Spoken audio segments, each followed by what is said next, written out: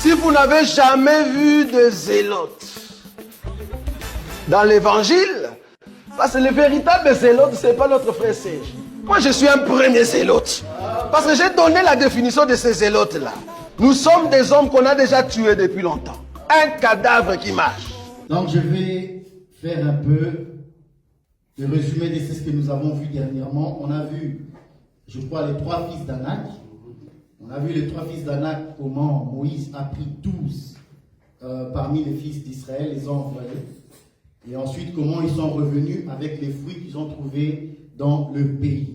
Ils ont attesté que ces fruits étaient bons. Et nous avons décrit les fruits qui étaient décrits, c'est-à-dire le raisin, la grenade et le figuier. Nous avons interprété toutes ces choses. Amen. Et nous avons dit aussi qu'il fallait faire attention, parce que Moïse qui envoie le 12, c'est aussi nous autres qui écoutons la parole de Dieu aujourd'hui par l'Esprit, par le fondement des apôtres. Pourquoi? Parce que les 12 vont représenter le fondement de Dieu. Nous sommes édifiés sur le fondement des apôtres, des prophètes, Jésus-Christ étant la pierre angulaire. Et lorsque nous prêchons, nous ne pouvons pas prêcher autre chose que les fruits qui ont été trouvés dans le pays. Nous mettons en évidence par la prédication, par l'enseignement, les fruits qui ont été trouvés. Parce que tu ne peux pas trouver des autres fruits que ceux-là. Je ne dis pas que dans le royaume de Dieu, il n'y a pas d'autres fruits, bien sûr. Cependant, nous avons pris cela comme des bases.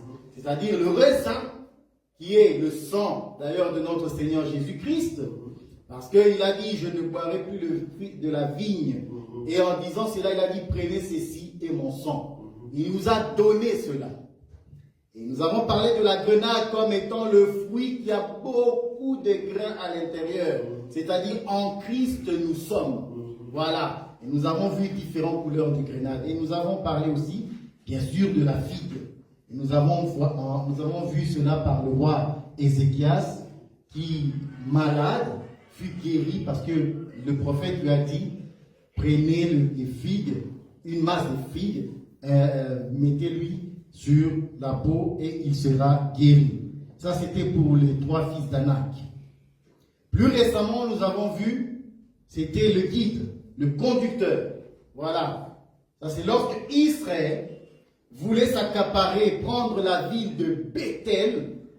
Israël était aux aguets. Il ne savait pas comment prendre la ville. Pour prendre la ville de Bethel, il fallait qu'un homme sorte de là pour leur montrer les faiblesses de la ville. Parce que si cet homme ne sort pas pour montrer les faiblesses de la ville, ils ne pourront pas prendre le pays. Et nous avons expliqué cet homme. C'est lui qui est sorti et c'est lui qui les a guidés.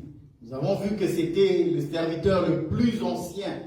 Parce qu'il est le plus ancien, selon que la Bible va me dire. Dans les Corinthiens, Paul va dire ceci. Qui connaît les choses de l'homme, si ce n'est l'esprit de l'homme qui est en l'homme? Et qui connaît les choses de Dieu, si ce n'est l'esprit de Dieu qui sonde les profondeurs de Dieu? L'esprit sonde les profondeurs de Dieu et nous révèle ce qui est caché, afin que nous puissions hériter du royaume. Voyez-vous? C'est ça l'homme qui sort de la ville, qui vient montrer le chemin, les faiblesses de la ville. Nous avons un peu parlé de la faiblesse. Nous avons dit que la faiblesse n'est pas autre chose si ce n'est Jésus-Christ. Pourquoi? Parce que Paul est clair là-dessus en disant que Dieu dans la chair, il est faible. C'est dans sa faiblesse que Dieu a sauvé. On va lire ce passage dans le 1 Corinthiens. Parce qu'il faut voir ces choses. Nous ne sommes pas de ceux qui disent des choses et le peuple ne le voit pas que c'est écrit. 1 Corinthiens. C'est dans les 1 Corinthiens, au chapitre 1, je crois. Je suis sûr. C'est au chapitre 1. Je crois le verset 20. Oui, ça c'est quand on a trop de versets dans la tête. Alors le chapitre 1, voilà. Commence le 24, s'il te plaît. Je lis au nom de Jésus-Christ. Amen. Mais puissance de Dieu et sagesse de Dieu pour ceux qui sont appelés, tant juifs que grecs. Car la folie de Dieu est plus sage que les hommes, et la faiblesse de Dieu est plus forte que les hommes. Amen. Amen. Donc la faiblesse de Dieu, lorsqu'on va parler de la faiblesse de Dieu, c'est-à-dire Dieu a pris un corps. Lorsqu'il prend un corps, c'est pour le salut. Dans les prochains jours, je crois que c'est dans 2 dimanches, je vais vraiment insister sur la faiblesse. Ça serait un beau message. Bien-aimés, soyez là. Parce que là, je vais vraiment insister sur la faiblesse. C'est tellement beau que à chaque fois j'écris, quand j'écris un message, j'écris, je suis dans la joie. Parce que entendre ces choses font plaisir. Ça me fait plaisir de savoir que Dieu s'est réduit dans l'état d'homme pour me sauver. Donc ce n'est pas un Dieu qui est resté du haut des cieux et a parlé, débrouillez-vous, croyez seulement. Non, notre Dieu à nous, il a pris la chair, il est venu et il a parlé pendant son séjour et il est allé à la croix. Ça c'est notre foi, c'est une folie. Notre apôtre nous le dit, c'est une folie. Si tu ne crois pas à ça, je te comprends. Tu n'as pas encore compris la folie de Dieu. Mais nous autres, nous attestons ces choses. Amen. Voilà. Nous avons un peu parlé de la faiblesse de la ville et nous avons décrit que c'est notre Seigneur Jésus-Christ. Mais Bethel est un endroit où un patriarche est passé par là. Nous avons parlé de ça. Parce que Bethel s'appelait autrefois Luz. Lorsque le patriarche Jacob a quitté la maison parentale, vous voyez, il a quitté la maison parentale, il a marché pendant toute la journée, arrivé au coucher du soleil, c'est-à-dire la nuit, il s'est couché. Nous avons bien décrit ces choses en disant que ça c'est le parcours du soleil. C'est le soleil qui a quitté l'Orient et qui va en Occident se coucher. Jacob qui se couche, nous avons décrit cela comme la mort, parce que la Bible nous dit, c'est le Seigneur Jésus, que dormir ou se coucher, c'est symbolisme même de la mort. Amen. Comme il a dit, Lazare, notre ami, dort. Nous allons le réveiller. Donc, dormir, c'est mourir. Donc, le patriarche qui meurt, qui dort, c'est mourir. Et lorsqu'il est mort, c'est alors qu'il va voir les anges monter et descendre. Et nous avons dit que si tu ne meurs pas en Christ, si tu ne meurs pas en Christ, tu ne peux monter dans le royaume des cieux. Ce n'est pas possible. Il faut mourir. Or, nous sommes morts en Christ. Selon que Paul va nous enseigner, il dit, oui, nous sommes morts en Christ et nous ressusciterons avec lui. Voyez-vous ça? Il dit encore, il a vu les anges monter. Or, cette montée, nous avons défini cela aussi comme étant l'enlèvement. Pourquoi? Parce que tout simplement, ange dans la Bible ne veut pas forcément dire les êtres célestes. Les anges veulent aussi dire les serviteurs de Dieu. Voilà. Donc, le patriarche, il voit les anges monter et descendre. Il voit en fait un peuple qui va monter et un peuple qui va redescendre. Il va monter pendant l'enlèvement et 7 ans ils vont rester là-bas. Et après les 7 années, on va redescendre. C'est ça, monter et descendre. Voilà. Et nous avons vu aussi, nous avons interprété l'échelle. Pourquoi? Parce que l'échelle doit toucher le ciel et l'échelle doit toucher la terre.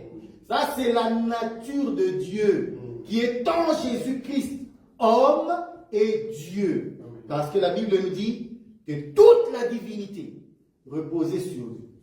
Si tu n'es pas en Christ, tu ne monteras pas. Voilà ce que nous avons un peu dit en quelques mots. Amen. Voilà. Alors aujourd'hui, nous allons lire notre chapitre du jour et nous allons commencer notre prédication. Juge 2. Je suis toujours au chapitre 2. Mais il y a beaucoup. C'est pour ça que je suis encore avec vous pendant 3 dimanches ou 4 dimanches et puis je vais céder le bâton à celui qui va venir après. Si c'est Dr Roger, je n'en sais encore rien. Je suis encore avec vous 2, 3, 4 fois, je crois. Vous voyez, non, parce que dans mon humilité, hein, je veux quand même laisser d'autres personnes venir. Sinon, j'ai 21 chapitres. Et dans les 21 chapitres, dans chaque chapitre, il y a au moins 4 prédications. Si je continue comme ça, je suis là jusqu'à février.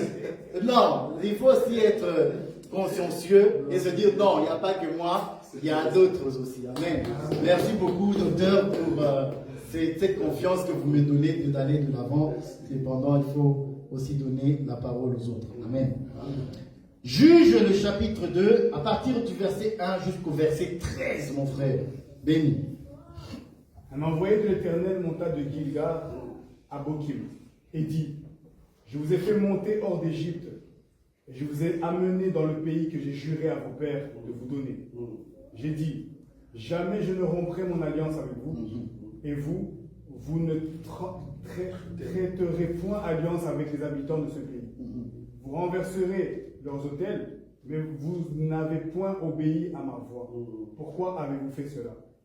J'ai dit alors: je ne les chasserai point devant vous, mais ils seront à vos côtés, et leurs dieux vous seront un piège. Lorsque l'envoyé de l'Éternel eut dit ces paroles à tous les enfants d'Israël, le peuple éleva la voix et pleura. Ils donnèrent à ce lieu le nom de Bokim, et ils y offrirent des sacrifices à l'Éternel. Josué renvoya le peuple, et les enfants d'Israël allèrent chacun dans son héritage pour prendre possession du pays. Le peuple servit l'Éternel pendant toute la vie de Josué. Et pendant toute la vie des anciens qui survécurent à Josué et qui avaient vu toutes les grandes choses que l'Éternel avait faites en faveur d'Israël. Josué, fils de Nun, serviteur de l'Éternel, mourut âgé de 110 ans. On l'ensevelit dans le territoire qu'il avait eu en partage à Timnath-Hérès, dans la montagne d'Éphraïm, au nord de la montagne de Gash. Toute cette génération fut recueillie auprès de ses pères, et il s'éleva après elle une autre génération, qui ne connaissait point l'Éternel, ni ce qu'il avait fait en faveur d'Israël. Les enfants d'Israël firent alors ce qui déplaît à l'Éternel, et ils servirent les Baals. Ils abandonnèrent l'Éternel, le Dieu de leur père, qui leur avait fait sortir du pays d'Égypte, et ils allèrent auprès d'autres dieux, d'entre les dieux des peuples qui les entouraient, et ils se prosternèrent devant eux, et ils irritèrent l'Éternel. Ils abandonnèrent l'Éternel, et ils servirent Baal et les Astartés. Amen. Je sais que la lecture a été un peu longue, mais était importante. Pourquoi? Parce que il faut lire pour comprendre les choses et pouvoir les expliquer. Amen. Alors, dans le premier paragraphe, le Seigneur parle à Israël par le prophète. Pourquoi? Parce que Israël, le Seigneur demande à Israël de détruire les dieux, les idoles dans ces nations-là lorsqu'ils entreront, et Israël ne l'a pas fait. Israël a commencé à vivre avec ces nations païennes et a commencé à imiter leur façon de vivre. En cela, nous disons que nous, en tant que chrétiens, nous sommes dans le monde, oui, mais nous ne sommes pas de ce monde. Ce n'est pas parce que les païens se vautrent dans la boue que nous allons aussi faire la même chose. Un chrétien ne vit pas comme un païen. Un chrétien ne vit pas, ne cohabite pas. Voilà ce que je voulais dire. Ne cohabite pas. Nous ne pouvons pas faire de la cohabitation avec le péché. Un chrétien ne peut pas se dire aussi, là je suis dans la doctrine, je vais prendre une femme, nous allons habiter ensemble, sans toutefois aller consulter les parents. Ce n'est pas de ce que nous prêchons ici. Si tu vis avec une femme, tu dois l'épouser. Et ne pas nous dire, non, je vis avec elle seulement. Non. En lingala, on appelle ça yakatofan. et cohabitation. Chez nous, ça n'existe pas. C'est pour ça que nous pouvons aussi le dire, que nous, étant enfants de la lumière, nous n'avons rien à faire. Alors, rien à faire avec les ténèbres. Amen. Nous marchons dans la lumière, que ce soit dans l'église, que ce soit dans la maison, partout. Nous sommes de la lumière. Amen. Amen. Donc, nous avons le verset 7 qui dit: le peuple servit l'Éternel pendant toute la vie de Josué et pendant toute la vie des anciens qui vécurent à Josué et avaient vu toutes les grandes choses que l'Éternel avait faites en faveur d'Israël. Amen. Et le verset, c'est quel verset? 10. J'aime ça. Toute cette génération-là, donc c'est-à-dire la génération de Josué, fut recueillie auprès de ses pères. Et il se leva après elle une autre génération qui ne connaissait point l'Éternel, ni ce qu'il avait fait en faveur d'Israël. C'est là que repose la pensée du jour. Pourquoi? Nous allons parler de la première génération. La Bible dit que dans la première génération, lorsque les anciens étaient là, Josué et les anciens étaient là, le peuple servait l'Éternel. Ça veut dire quoi? Ça veut dire que pendant que eux étaient là, il y avait des anciens qui prêchaient la parole de Dieu selon l'analogie de la foi, selon ce que Moïse leur avait donné. Donc ces anciens-là apportaient en Israël la crainte et le peuple obéissait à l'Éternel. C'est ça. Prenons 2 Chroniques 26. Et par là, nous allons un peu développer la première génération qui est obéissante à la parole, parce qu'il y avait des anciens qui ont vu la main de Dieu, qui ont vécu ces choses-là, et ils ont enseigné selon ce qu'ils ont vu, et la crainte de l'Éternel était dans le pays. 2 Chroniques 26, à partir du premier verset. 2 Chroniques 26. J'aime beaucoup ce chronique-là. Tout le peuple de Juda prit Osias, âgé de 16 ans. Il établit roi à la place de son père Amathias. Osias rebâtit Élot et la fit rentrer sous la puissance de Juda, après que le roi fut couché avec ses pères. Osias avait 16 ans lorsqu'il devint roi, et il régna 52 ans à Jérusalem. Sa mère s'appelait Jécolia de Jérusalem. Il fit ce qui est droit aux yeux de l'Éternel, entièrement comme avait fait Amathias son père. Il s'appliqua à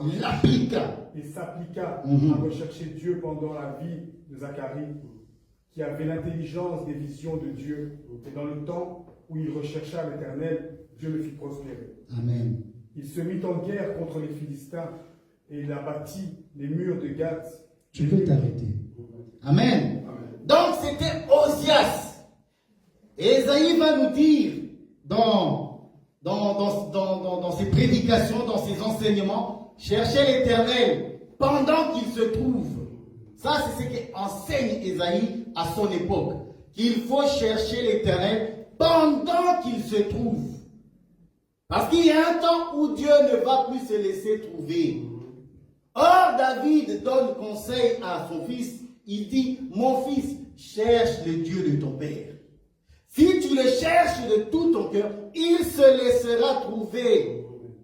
Mais pour chercher l'Éternel, il faut le faire auprès des personnes qui ont la connaissance de ce Dieu-là.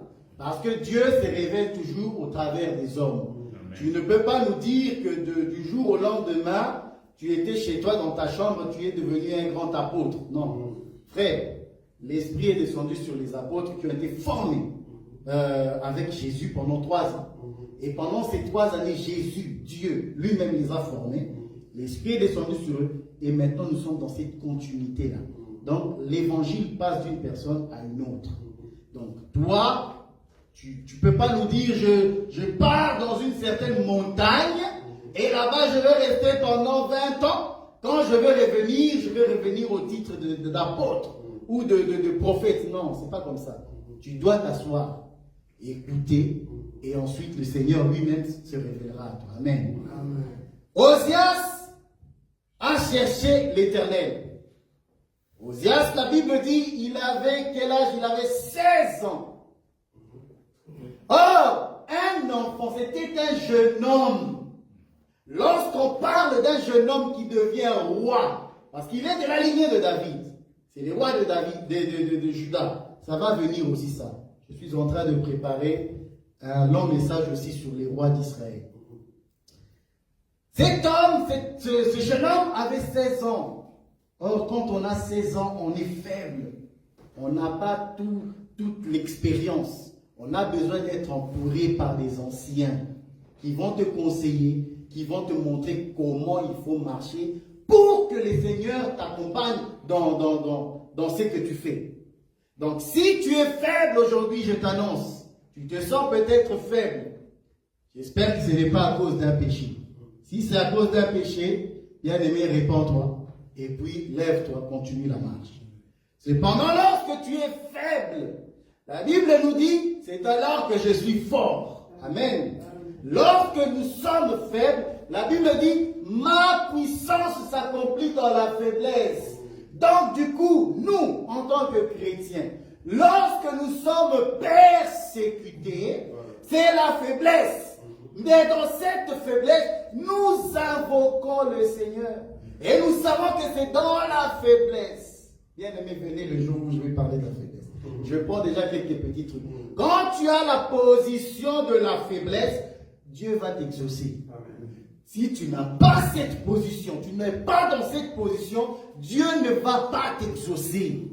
C'est pas possible. La Bible me dit qu'il résiste aux orgueilleux, mais il fait grâce aux humbles. Or, celui qui est humble, c'est celui qui est faible. Pourquoi le Seigneur Jésus-Christ fut-il ressuscité? C'est parce qu'il était faible. C'est parce qu'il était dans la chair que Dieu l'a ressuscité des morts. Vous voyez ça? C'est dans Romains. On va nous dire, mais comment Dieu l'a ressuscité des morts si lui-même est Dieu? C'est un langage, frère. C'est un langage. Si tu ne comprends pas ce langage, nous te disons qu'il s'est ressuscité lui-même. Pourquoi? Parce qu'il a dit, j'ai le pouvoir de donner ma vie et j'ai le pouvoir de la reprendre. Vous voyez? Cependant, lorsqu'il est faible, il a besoin de lui-même, dans sa puissance, de ressusciter celui qui est faible. Voilà. Ça, c'est ce que nous prêchons. Donc, Osias était un jeune homme. Il était faible. Et la Bible me dit, il s'appliqua, j'aime ça, le verbe s'appliquer. Il s'appliqua, il concentra son énergie à chercher l'Éternel. Or, vous savez que la Bible me dit, psaume. On va, psaume 14 ou 33. Ah, Osias s'appliqua à chercher le Seigneur. On va prendre le 14. C'est dans le 14, oui. À partir du verset 2. Ouf, j'aime ça. J'aime ce verset. L'Éternel, du haut des cieux, regarda les fils de l'homme pour voir s'il y en a quelques-uns qui sont intelligents, qui cherchent Dieu. Tous sont égarés, tous sont pervertis. Il n'en est aucun qui fasse le bien, pas même un seul. Tous ceux qui commettent l'iniquité ont-ils perdu le sens? Ils dévorent mon peuple et ils le prennent pour nourriture. Ils n'invoquent point l'Éternel. Amen, stop. Dans d'autres versions, dit, sont-ils devenus fous? Tous ceux qui se corrompent. Amen. Ici, la Bible dit, prends-moi 2 Chroniques. J'aime, vous savez, quand vous prêchez que d'autres versets vous viennent en tête comme ça, c'est parfois perturbant. Prends-moi 2 Chroniques. Les Chroniques des rois, il faut lire ce livre-là, c'est magnifique. 2 Chroniques 16 verset 9, je crois. L'Éternel, voilà. Car l'Éternel étend ses regards sur toute la terre pour soutenir ceux dont le cœur est tout entier à lui. Amen. Stop. L'Éternel étend ses regards sur toute la terre. Pourquoi? Pour soutenir C'est lui dont le cœur est tout entier à lui. Ça veut dire, c'est lui qui s'applique. C'est lui qui le cherche. Voilà. Quand on cherche Dieu, le Seigneur va te soutenir. Quand tu es dans ta faiblesse, je le répète, lorsque tu sens que ces jours-là, c'est difficile, quand tu invoques son nom, il va te soutenir parce qu'il regarde. Est-ce que dans cette génération, y a-t-il des hommes et des femmes qui cherchent le soutien de l'Éternel? Y a-t-il des hommes qui cherchent à voir la main de Dieu? Si tu le fais, je t'annonce déjà que le Seigneur va te soutenir. Amen. Je te le dis, le Seigneur va te guérir. Amen. Je te le dis encore, le Seigneur va ouvrir des portes. Amen. Oui, nous le croyons. Parce que la Bible me dit que c'est Osias là. Lorsqu'il appliqua son cœur à chercher l'Éternel, l'Éternel le soutient. Et le soutient merveilleusement. J'aime ça. Frère, retournons dans Osias. Vous allez voir comment ces jeunes hommes de 16 ans furent soutenus par le Seigneur. 2 Chroniques, verset le 26 toujours. Laisse-moi voir ça. Voilà. Verset 15. Ah, j'aime ça. Il fit faire à Jérusalem des machines inventées par des ingénieurs et destinées à être placées sur les tours et sur les angles pour lancer des flèches et des grosses pierres. Sa renommée s'étendit au loin car il fut merveilleusement soutenu jusqu'à ce qu'il devint puissant. Il fut merveilleusement soutenu jusqu'à ce qu'il devienne puissant. Voilà. Pourquoi? Parce que ce jeune homme a cherché l'Éternel. Voyez? Lorsqu'on cherche Dieu, Dieu aussi se manifeste. Selon que Jacques va nous dire, approchez-vous de Dieu, il s'approchera de vous. Dieu s'approche de toi, frère. Dieu s'approche de toi. La Bible dit, avec Dieu nous ferons des exploits. Crois. Peu importe les difficultés que tu peux avoir, peu importe l'adversité, avec Dieu, nous ferons des exploits. Nous serons fermes. Peu importe si la génération d'aujourd'hui se corrompt, nous autres, nous allons rester fermes. Et nous allons continuer à prêcher l'évangile. Amen. Amen. Alors la Bible me dit, cet homme, Osias, ce jeune homme, a cherché l'Éternel. Mais auprès de qui? Très important. Il a cherché l'Éternel auprès de Zacharie. Or, Zacharie est un sacrificateur. Et la Bible me dit, on retrouve la science, la connaissance de Dieu dans la bouche du sacrificateur. Vous voyez? Donc, c'est le sacrificateur qui va te fortifier. C'est le sacrificateur qui va t'apprendre comment marcher, qui va te montrer, qui va te dire ça c'est bon et ça ce n'est pas bon. Si tu fais ça, tu verras la main de Dieu. Et si tu fais pas ça, eh bien toi, tu verras la guerre, tu verras la corruption et tu seras détruit. Amen. La Bible dit, il appliqua son cœur pendant la vie de Zacharie qui avait l'intelligence des visions de Dieu. Vous voyez? Ça, c'est la génération de Josué. Ceux qui cherchent l'Éternel auprès des anciens qui ont l'intelligence de la vision. Ça veut dire quoi avoir l'intelligence de la vision? Ça veut dire avoir l'interprétation exacte de la parole de Dieu. C'est tout comme Joseph. Lorsque le roi a un songe, comme Daniel aussi, lorsqu'il y a un songe, lorsqu'il y a des énigmes, il faut aller vers Joseph. Si tu ne vas pas vers Joseph, va vers Daniel. Et si tu ne vas pas vers Daniel, va voir Salomon. Et si tu ne vas pas voir ces trois-là, viens chez le maître. Lui, il a toute la science, il a l'intelligence de l'interprétation. Pourquoi? Parce qu'ils ont un esprit supérieur. En eux, il y a l'esprit de Dieu. Ils savent clairement expliquer la parole de Dieu. Vous voyez? Donc, quand tu as auprès de toi dans ta génération, des hommes qui ont l'intelligence des visions, bien aimés, profite. C'est un temps convenable, un temps favorable pour toi. Et nous avons reconnu qu'aujourd'hui, nous avons parmi nous un homme qui a l'intelligence des visions. C'est lui qui nous a répandu les dons, qui a fait des dons aux hommes. Et par ces dons, il a choisi des hommes qui nous prêchent aujourd'hui et qui nous illuminent les yeux. Amen. Voilà, c'est ça. Donc, il s'appliqua à chercher Dieu pendant la vie de Zacharie, qui avait l'intelligence des visions de Dieu. Et dans le temps où il chercha l'Éternel, Dieu le fit prospérer. Amen. Bien-aimé, si tu veux être prospère, ben cherche l'Éternel. Nous disons que la prospérité, ce n'est pas le bien matériel. La prospérité, ce n'est pas ce que les gens prêchent aujourd'hui, que j'entends dans les réseaux sociaux, où certaines personnes, courageux qu'ils sont, prétendent que la prospérité est matérielle. Tout simplement parce qu'ils ont misé sur la sanctification, sur les efforts personnels. Parce qu'ils marchent dans la sanctification, voilà pourquoi je suis béni. Quand vous entendez un homme prêcher ainsi, ne l'écoutez pas, il est abominable.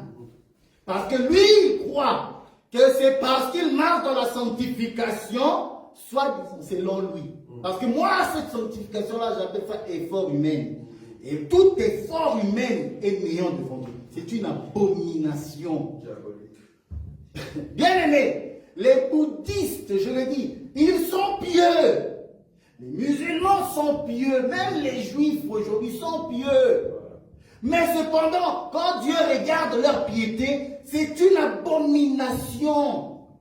Il dit, c'est Esaïe qui le dit, votre piété est pour moi comme un linge sale. Il n'aime pas ça. Pourquoi? Parce que tout simplement, pour être pieux, pour être sanctifié, il faut que la vérité soit en toi. Si tu n'as pas la vérité, parce que Jésus va nous dire, notre Seigneur, va nous dire, sanctifie-les par ta parole. Ta parole est la vérité. Toi, tu nous prêches le mensonge, mais tu dis que c'est la sanctification. Faux! Je refuse.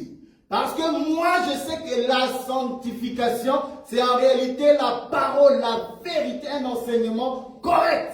C'est un agneau sans défaut. Une prédication qui n'a pas de défaut. Voilà comment un homme est saint. Et lorsque la Bible parle de prospérité, la Bible ne parle pas seulement du matériel. Les gens ont basé la prospérité sur le matériel. Or, la prospérité commence d'abord intérieurement. Lorsque tu as le Seigneur, l'enseignement, bien aimé, tu es prospère. C'est l'enseignement qui te rend prospère. Parce que la Bible dit, je sais que tu es riche, même si tu parais pauvre, mais tu es riche. C'est ça la prospérité. La prospérité, c'est l'enseignement, c'est le témoignage de Jésus-Christ que nous avons aujourd'hui. Nous sommes un peuple prospère, riche. Pourquoi? Parce que nous avons la prospérité, Jésus-Christ en nous. Amen. Voilà. Donc, ceux qui cherchent le Seigneur pendant le temps de Zacharie, vous êtes un peuple prospère. Et vous le verrez se matérialiser. Vous savez, Dieu a fait des promesses à Abraham. Et la Bible me dit que ce soit Abraham, que ce soit Isaac, que ce soit Jacob, ils ont salué les promesses de loin.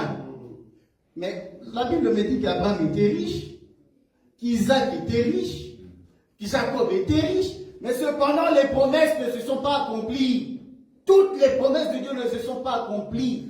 Parce qu'en réalité, ils ont compris que le Seigneur parlait d'une cité qui n'est pas faite de main d'homme. C'est dans les Hébreux, Hébreux 11, vous trouverez cette pensée. Ils ont salué les promesses, sachant qu'ils sont héritiers d'une ville bien plus grande que celle-là. Alors je te dis, tes promesses vont s'accomplir. Cependant, dans ce corps physique, ce n'est pas possible. Ce n'est pas possible. Le corps ne peut pas hériter cette gloire. Ce que le Seigneur promet à l'homme est tellement grand qu'il faut sortir, il faut que le corps soit brûlé et que la fumée monte. Lorsque tu monteras, c'est alors que tu verras la cité céleste. Amen. Alors prenons le livre de Luc. Commençons par Matthieu. Ça, c'était pour la première génération.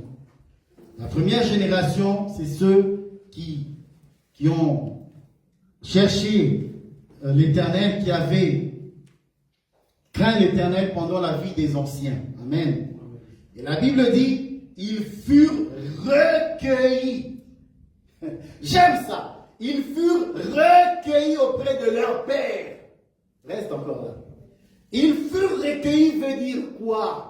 Lorsque la Bible dit ils furent recueillis auprès de leur Père, ça veut dire ils ne sont plus. Amen. Soit par la mort.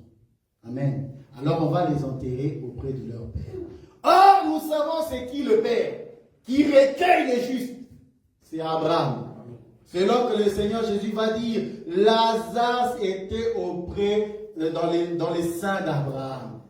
Lorsqu'on dit que les justes, une génération furent recueillis, ça veut dire qu'ils sont morts et ils sont dans les seins d'Abraham.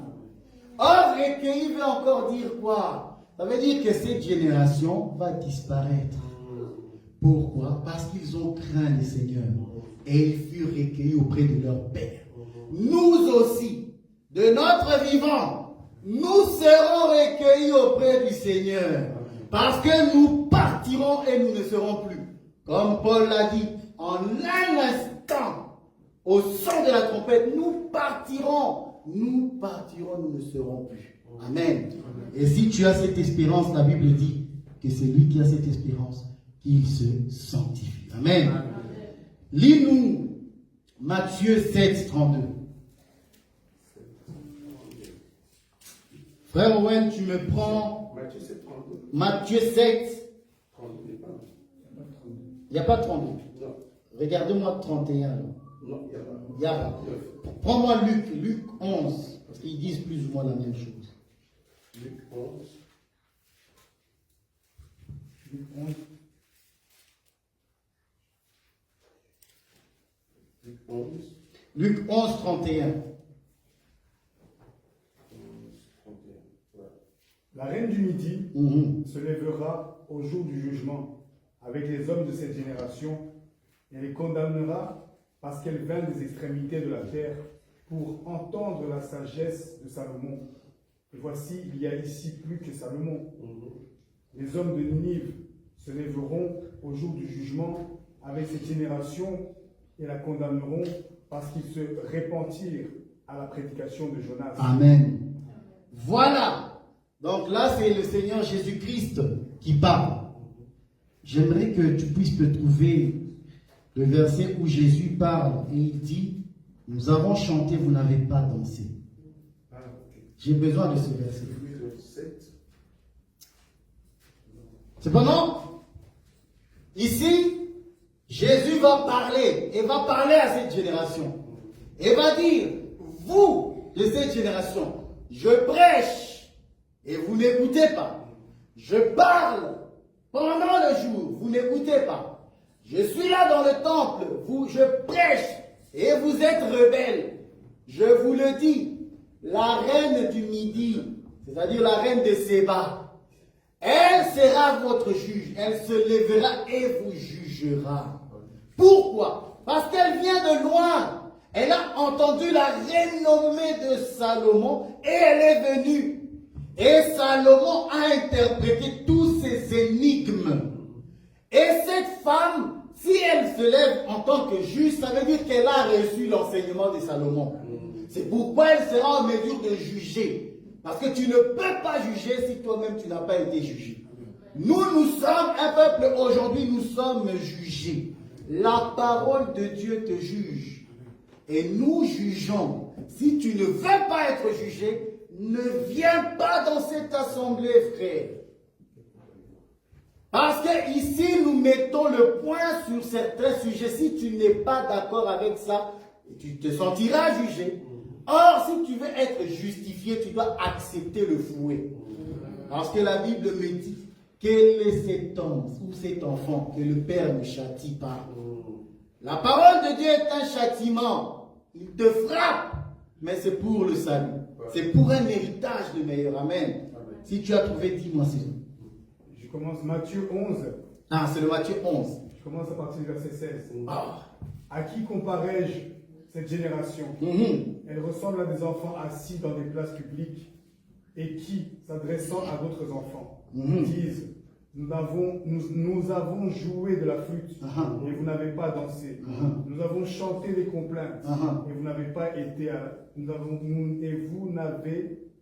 et vous ne vous êtes pas lamenté. Bien-aimé, ça c'est le Seigneur Jésus-Christ qui parle à cette génération. Et il prend comme langage parabolique pour parler des chantres et des musiciens. Pourquoi? Parce que tout simplement la prédication est un chant. Voilà. Et le prédicateur est un chanteur. C'est ça qu'on dit du temps d'Ézéchias. Habile chante. On dit, parle toujours. Nous n'écouterons pas. Mais toi continue, c'est un son agréable que tu fais. Donc, nous sommes les chantres du Seigneur. Lorsque nous chantons, lorsque les prédicateurs enseignent, c'est ça la chanson. C'est une musique pour produire quoi? La danse. Or, la danse, c'est ça même l'obéissance à la parole. Et si tu ne danses pas bien, nous allons te dire, frère, la danse, ce n'est pas comme ça. Nous dansons pas comme ça. Il faut suivre la musique au son de la trompette. Au son de la trompette des apôtres et des prophètes. Si tu ne danses pas selon cette mélodie-là, frère, tu es dans l'erreur. Quiconque prêche un autre enseignement que ce que les apôtres ont prêché, il est dans l'erreur. Parce que nous chantons, vous ne dansez pas. Donc ceux-là même, ils ne dansent pas. Ils ne veulent pas danser. Lamentez-vous, non, ils refusent. Or, la lamentation doit produire la tristesse. C'est ça l'objectif. Ça, c'est le message. C'est la prédication de la croix. Lorsque nous prêchons ces choses, si tu es dans les ténèbres, ou si tu es tu es tombé, ça doit produire en toi la tristesse. Or, Paul va dire, la tristesse selon Dieu produit la repentance. Nous avons chanté même des complètes. Tu es dur, tu ne veux pas. Refuse. Non, moi je reste. Non. Frère, cette attitude-là va t'amener directement en enfer. Voilà. Amen. Ça, c'est la deuxième génération. Lorsque nous chantons, nous prêchons, ils ne veulent pas danser. Nous disons à certains, on ne prêche pas ainsi.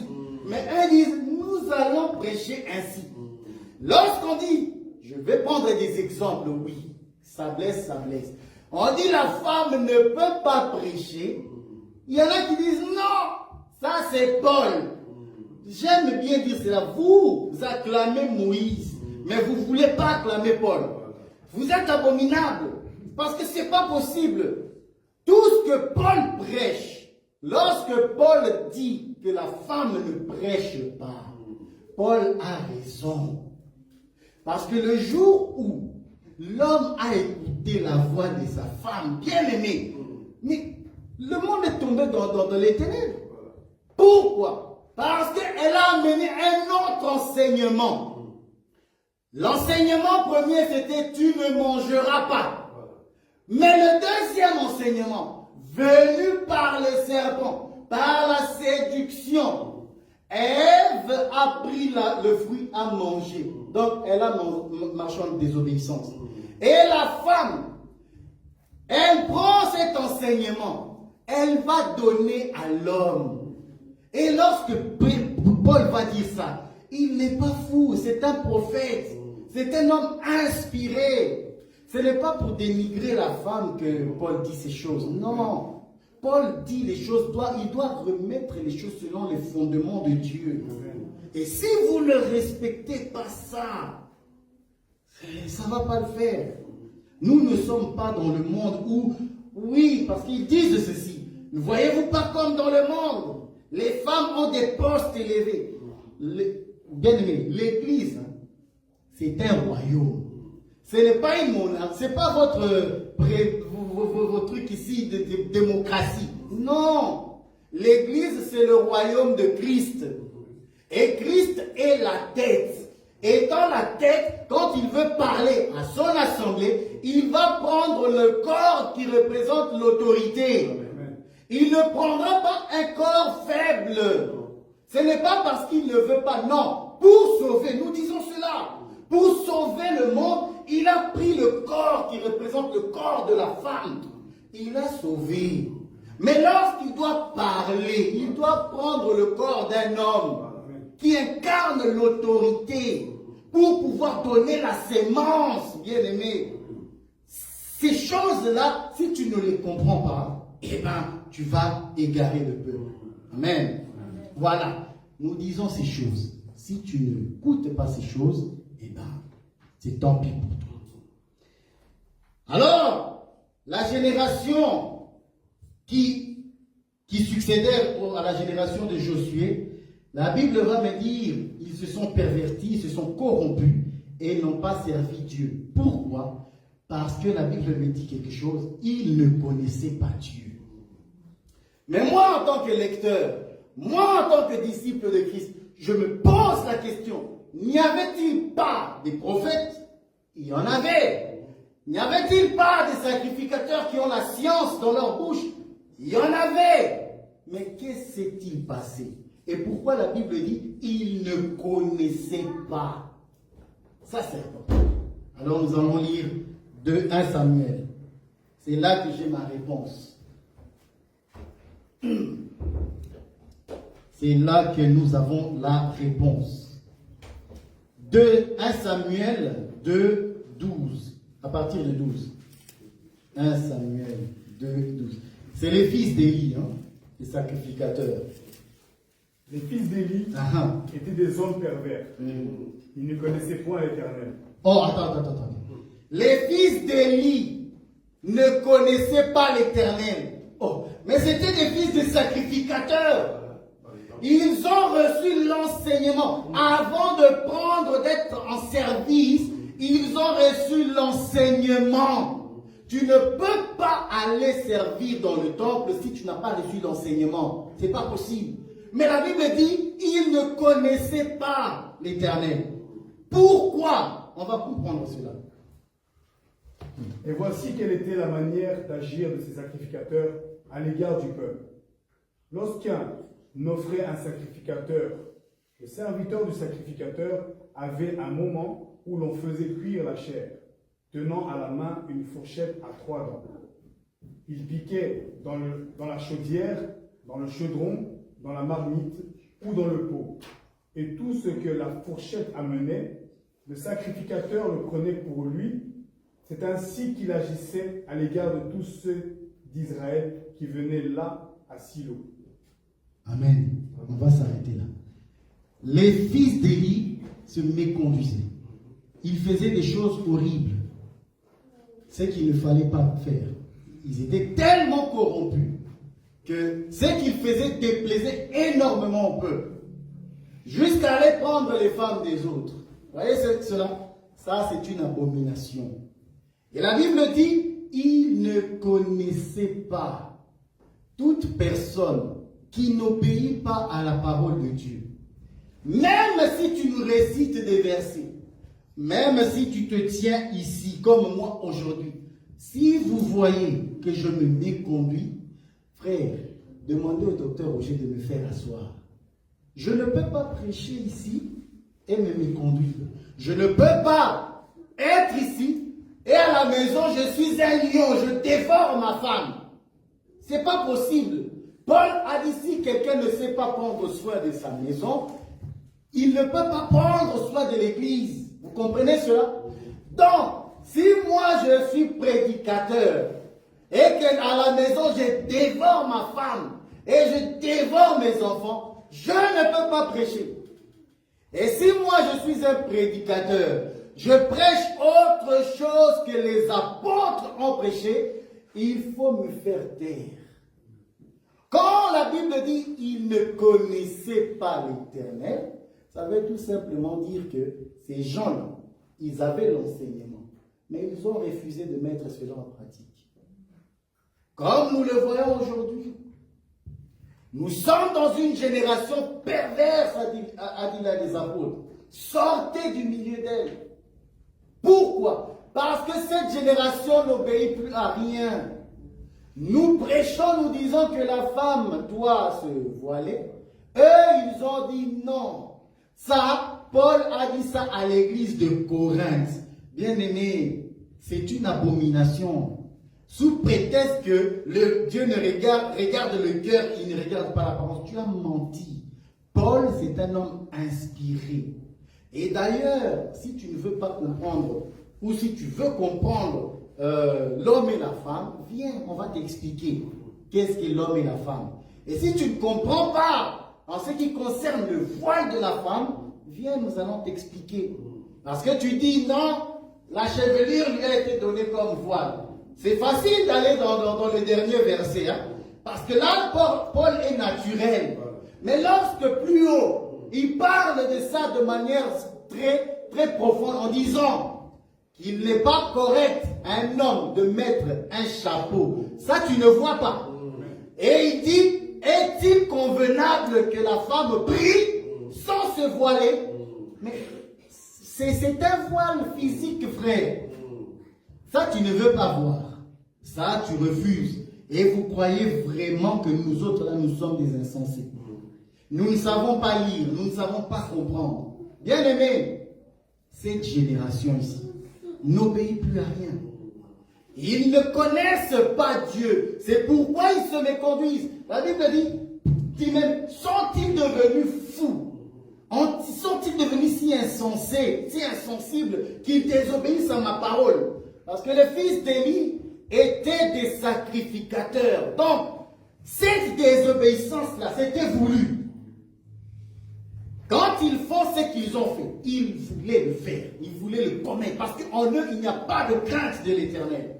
Donc, quand vous voyez des gens se mettre devant la chair et prêcher en disant que le baptême, et il faut, dans la baignoire, est un vrai baptême, frère, sors de là. Sortez de là. Je vais parler aussi du baptême, bien sûr, avec Gédéon. Mais je ne sais pas si j'y arriverai là. Parce que c'est tellement beau. C'est tellement beau comment le Seigneur illustre le baptême avec Gédéon.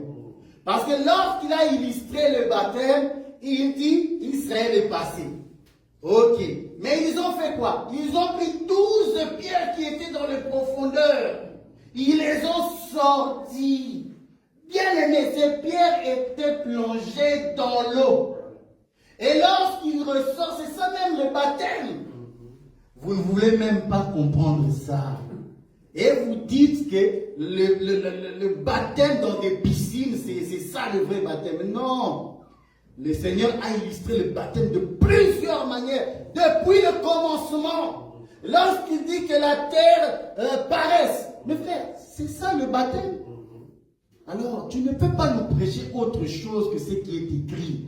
Et si tu n'as pas les yeux pour voir, viens auprès de ceux qui ont cette capacité de voir pour te montrer ces choses. Amen. Amen.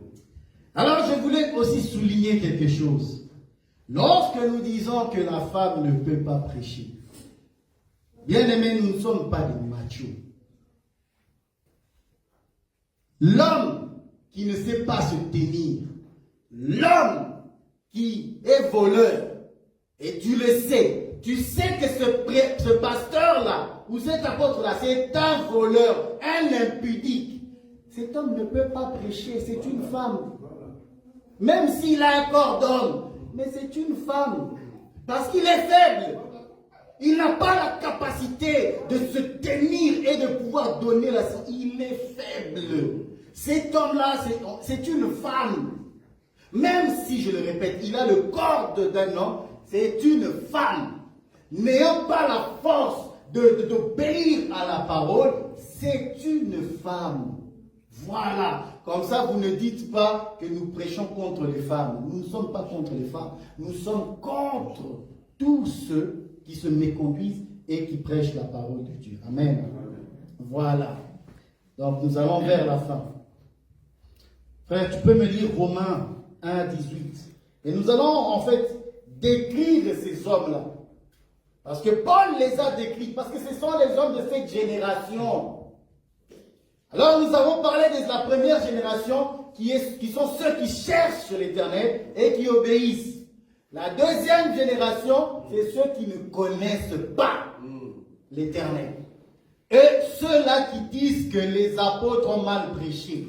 C'est ceux-là qui sont de la deuxième génération. Amen. Frère, Romains 1, 18 et 19. La colère de Dieu se révèle du ciel contre toute impiété et toute injustice des hommes qui retiennent injustement la vérité captive. Ils font quoi? Qui retiennent injustement la vérité captive. Frère, ils retiennent injustement la vérité captive. Ça veut dire quoi? Ils ont la connaissance. Ils savent dire des bonnes choses. Ils savent faire des bonnes choses. Ils savent enseigner la doctrine, la révélation, selon la droiture. Mais ils cachent ça. Ils refusent de donner la connaissance aux gens. Ils retiennent injustement captif la vérité. Non, ça ne doit pas sortir. Ils refusent d'éclairer le peuple. C'est un homme pervers. Un homme qui se... Vous savez, ces gens-là, nous les connaissons. Parce que lorsque nous écoutons leur message, nous savons que celui-là, il a bien compris, mais il ne veut pas. Il dévie. Exprès. Pourquoi? Parce qu'il s'est dit non, sinon je n'aurai pas, ma poche là va être vide. Je vais parler d'un sujet, comme la dîme. Oh non, la dîme, il faut donner le 1/10. Frère, si tu trouves un enseignement comme ça chez les apôtres, dis-le-moi. Nous faisons la différence entre donner la dîme et le salaire de l'homme de Dieu. Faisons très attention, parce que nous savons prêcher la dîme dans la doctrine et dans la révélation. Dans la doctrine, frère, aucun d'entre nous n'y a droit. Parce qu'aucun d'entre nous ici n'est juif, aucun d'entre nous ici n'est lévite. Aucun. Dans la révélation, nous savons aussi expliquer cela par rapport à Christ. Amen. Voilà. Donc, nous disons que l'ouvrier mérite son salaire. Selon que Jésus-Christ même lui-même a dit. Vous entrerez dans une maison et vous prendrez ce que l'on vous donne. L'homme de Dieu peut avoir un salaire dans l'église. L'église peut aussi s'organiser d'une certaine manière et donner un salaire. Mais la dîme, c'est la loi. Et quiconque est dans la loi, Paul dit, il est sous la malédiction. Or, nous prêchons pour que le peuple ne soit plus dans la malédiction. Donc, si quelqu'un ici donne sa dîme, je tiens à te dire, tu es sous la malédiction. Et si tu veux sortir de là, arrête. Sors de cette assemblée, viens t'asseoir ici avec tes frères, ceux qui ont la vérité, ceux qui ne retiennent pas la vérité captive, ceux qui disent la vérité. Amen. Si un homme se plaît dans une assemblée, alors qu'il y a l'hérésie qui est prêchée, tu participes. Parce que nous avons beaucoup d'amis à qui nous parlons d'une manière ou d'une autre, partageons la parole. Ils ont compris, mais ils ne veulent pas quitter leurs assemblées. Bien-aimé, tu participes à cet enseignement. Tu participes à la dépravation de ce pasteur. Parce que tu as vu que ce pasteur n'a pas la parole, mais tu es resté. Tu participes. Voilà. Romains 10.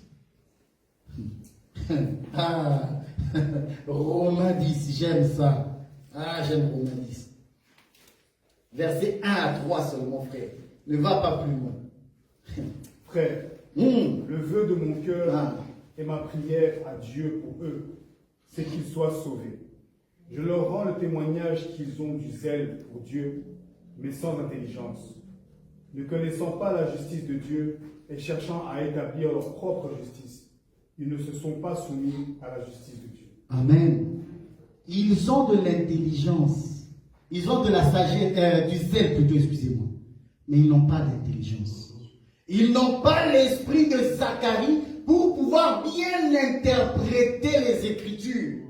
Ils sont zélés. Vous les voyez sur les réseaux.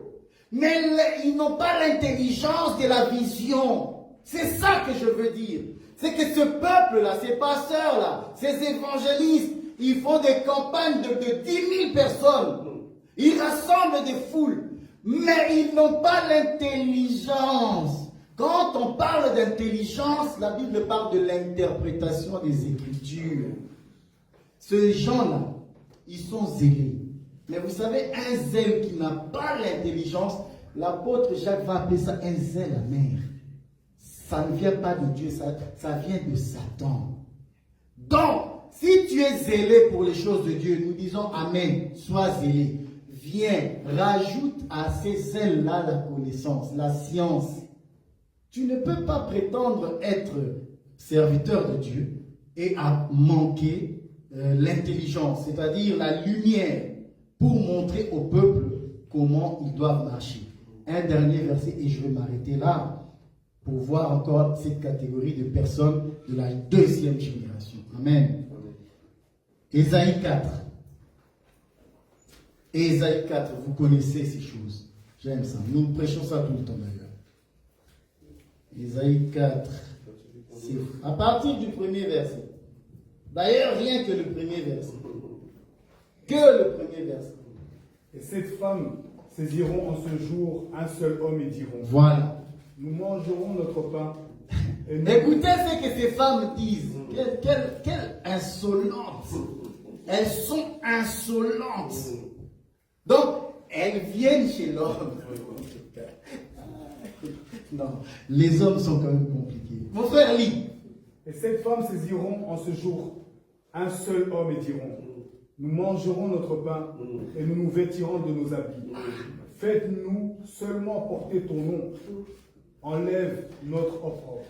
Donc, nous n'avons pas besoin de toi.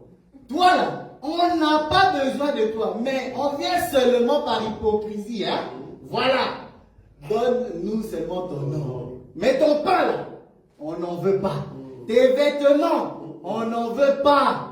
Laisse-nous tranquilles avec ton pain. Or, nous savons que le pain, c'est son corps. C'est sa chair, c'est sa parole. Parce que c'est sa parole, c'est par son pain qu'il nourrit son peuple. Et cela, ces femmes-là, ces femmes représentent les prédicateurs. Ces femmes représentent les églises actuelles de cette génération. Il y en a qui ont dit et qui le disent. Ils ne le disent pas comme ça.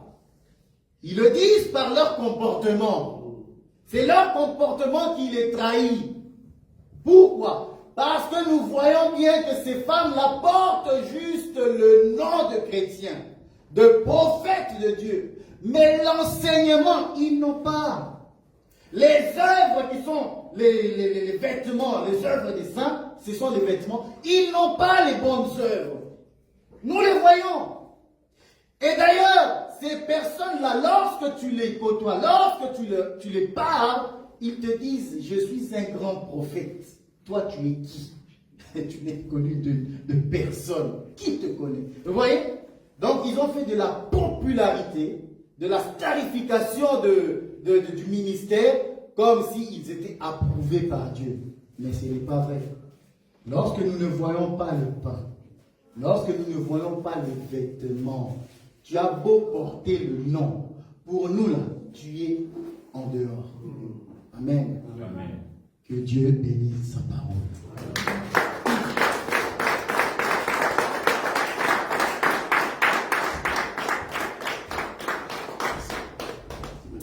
nazakomata